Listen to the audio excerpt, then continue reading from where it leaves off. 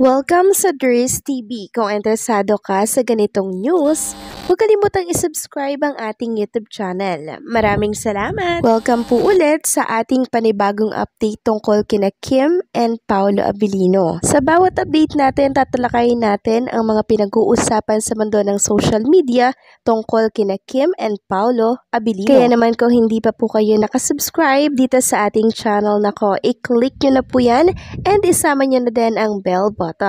So ayan, welcome back again sa ating YouTube channel mga kakimpaw, and sa update natin ito, ang pag-uusapan natin ay tungkol sa mga importanteng ganap kina Kim and syempre kay Paolo Abilino. So kanina nga po sa It's Showtime, present na naman syempre si Chinita Princess, and as usual mga kakimpaw, nakadress na naman siya and sobrang bagay na naman sa kanya yung outfit niya po kanina. So sa mga Kimpaw fans po na laging nakasubaybay at nakatutok sa It's Showtime mga kakimpaw, namnamin or sulitin niya po na panoorin si Chinita Princess dito po sa It's Showtime.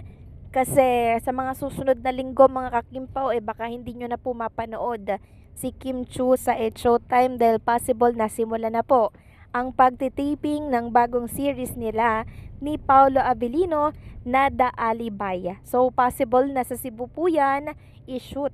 So matagal-tagal din yan mga kakimpaw na makakabalik si Chinita Princess, no? Dito po sa noontime show na It's Showtime. Kaya hanggang andyan pa, sulitin nyo po ang panonood ng It's Showtime. Next topic naman, pag-usapan po natin itong binahagi po ni Marivic KP dito po sa X. So sabi niya, ang daming inggit. Bakit Kimpaw na naman? Wala na bang ibang artista ang ABS-CBN? So yan po yung mga linyahan ng mga bashers na lagi pong kinukwestiyon si Kim Chiu and Paolo Abilino na bakit laging may project ang Kimpaw. Ang dami namang magagandang artista, ang dami namang magagaling na artista. Bakit hindi sila ang bigyan ng project? Isa lamang po ang sagot dyan mga kakimpaw, no? Kasi in demand po si Kim and Paolo Abilino sa mga viewers, 'di ba? Sabi pa niya dito, in my own opinion, here are a few reasons why. All previous projects that done are phenomenal successes series, movie, endorsements. May huge clamor and demand ang tandem nila. May solid and super supportive fan base, global, trusted ng bosses management, and they believe in their talents, their dedication to their craft, and their full cooperation to make the project successful. Loved, favorite, and respected by the people, they have worked with directors, producers, co-actors, writers, and people behind the cameras. Kaya laging requested, hindi mahirap ibenta sa mga advertisers. They believe in their bankability, popularity, and their effectiveness to connect with their target market. Correct mga kakimpaw? In short, may ROI and lahat ng involved sa project nila. Kaya for now, pag-inggit, pikit muna kayo. So ayan, yan po yung eksakto mga kakimpaw na kasagutan. No, sa mga nagtatanong kung bakit Kimpaw na naman, ito yung napakalinaw na kasagutan para sa kanila. So ngayon, alam na po nila mga kakimpaw. So balikan na lang ulit nila yan pag nagtanong ulit sila, no? Samantalang pag-usapan naman natin itong isa pang post nitong sinuri ko. Sabi niya, meron ba kayong ganito? Huwag mayabang pag wala kayong proof ng pagsusumikap. Kanya-kanya tayong buhay. Kung pag-aasawa, pag-jowa ang pinili, focus kayo dyan at magbanat ng sariling boto. Huwag makiride. So ang hirap kasi sa ibang mga bashers, mga kakimpaw, talaga namang mga pakil-amero at pakil-amera po, 'di ba? Kahit di naman sila inaano ni Kim and Paolo Abilino, talagang humahanap sila ng ipupuna or isisira po kay Kim and Paolo. Siguro mga kakimpaw, ganun lang talaga pag talagang hitik sa bunga, no? Hindi talaga mawawala yung mga taong patuloy kang hihilahin pa ibaba para ikaw ay ibagsak. Pero sadyang napakabuti ng nasa itaas, kasi salip na ikaw ay bumagsak kasama po ng mga humihila sa'yo, lalo kang tinataas.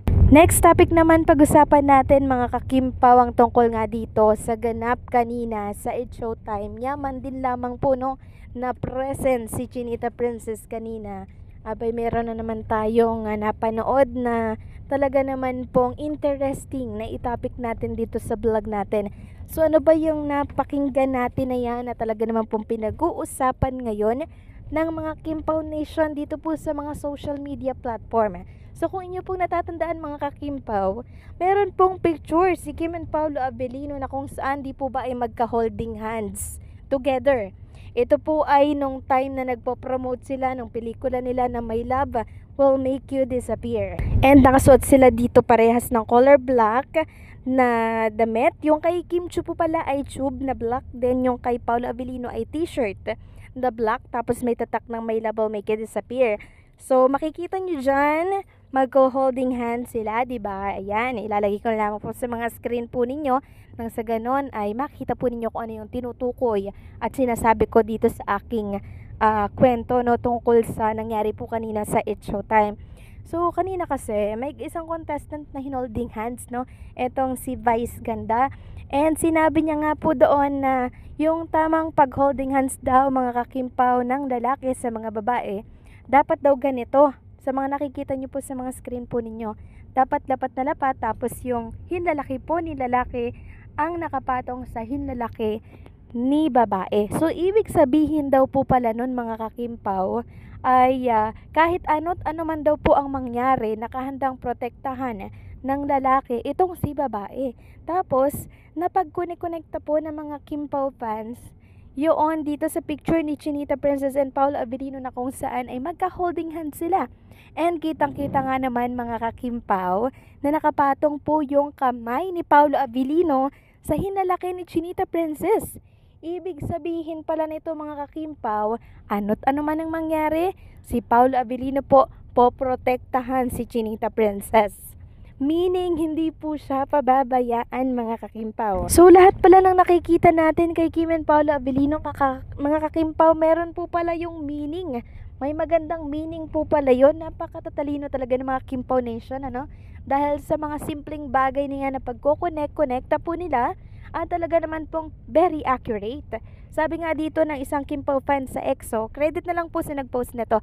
Sabi ni Meme kanina, about holding hands, pag ang hinalaki ng lalaki ang nakapatong sa hinalaki ng babae, it symbolize na ang lalaki ang poprotekta sa babae kahit anong mangyari.